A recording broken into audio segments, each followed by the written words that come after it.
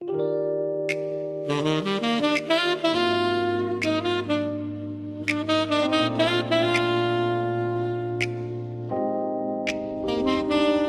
bahagyang init ang tasa ng kape, at ang umaga'y dahan-dahang dumadaloy sa pagitan ng pahina ng dyaryo at sa himig ng lumang radyo sa sulok. Sa maliit na kafe sa kanto, may balitang dumaraan na parang hangin. Hindi laging malakas, pero mahalagang marinig. Sa lungsod ng Antipolo ngayong araw, may mga botanteng maagang pumila para punan ng isang bakanteng upuan sa House of Representatives. Ito'y special election para sa ikalawang distrito ng lungsod, matapos pumanaw ang dating kinatawan na nag-iwan ng puwang sa Kongreso. Sa ganitong halalan, mas maliit ang entablado, pero pareho ang layunin na may boses ang komunidad sa mga batas na huhubog sa bansa.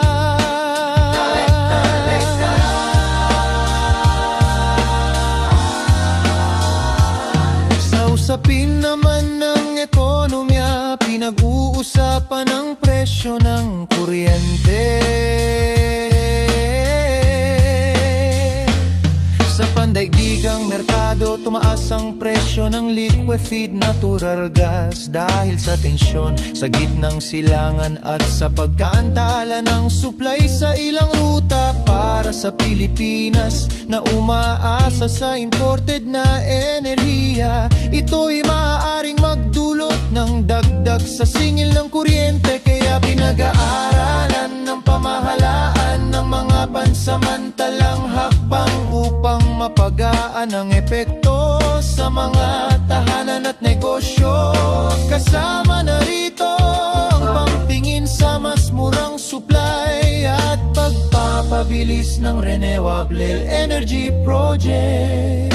Press report, kangke at balita sa himig ng umaga, mga kwento ng bansa sa pagitan ng pahina. Hindi kailangang sumigaw ang kwento ng araw kapag pinapakinggan sa tahimik na kafe. Sa mga simbahan sa umaga, may ilang taong dumadaan muna bago pumasok sa trabaho. Isang maikling dasal, isang kandilang sindi, isang tahimik na sandali. Sa gitna ng mabilis na balita, may paaalala ang pananampalataya ng pagbabago ng mundo ay nagsisimula rin sa simpleng kabutihan ng tao. Sa tennis court sa California, isang batang Pilipinang gumawa ng kasaysayan. Si Alex Ala ay umabot sa round of 60 sa Indian Wells Tournament, isang milestone para sa tennis ng Pilipinas. Sa bawat serve at rally, may dalang inspirasyon para sa mga batang atleta na nagsasanay sa mga barangay court habang nangangarap ng pandaigdigang laban. Indian Wells sa mundo ng musika at pelikula, patuloy ang paglikha ng mga kwento. May bagong kanta sa streaming platforms, may bagong pelikulang ginagawa sa studio, at sa bawat palabas may artist na nagsasalaysay ng karanasan na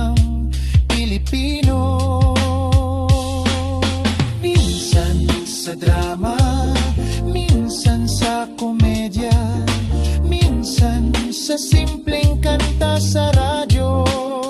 Sa ulat ng panahon, patuloy ang impluensya ng Easterlies. Nagdadala ito ng mainit na hangin at maminsan-minsang pag-ulan sa hapon. Sa maraming bahagi ng bansa, maaraw ang umaga, ngunit may posibilidad ng thunderstorms.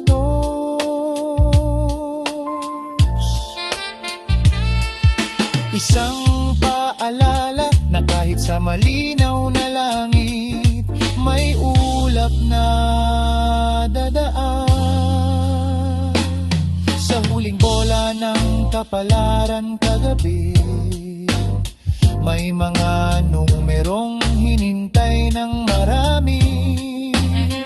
Grand Lotto 60, 55, Furday, Uateshat 75, 41, 22, 9. Mega Lotto 6, 45, 84, 36, 22, 11, dati.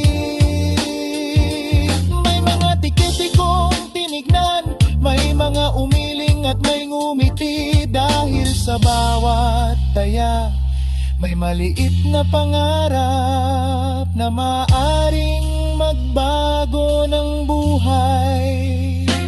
Habang lumalakas ang liwanag ng araw at humihina ang tunog ng vinyl, ang balita ng umaga ay nagiging bahagi ng araw. At sa parehong mesa bukas, may bagong pahina na naman.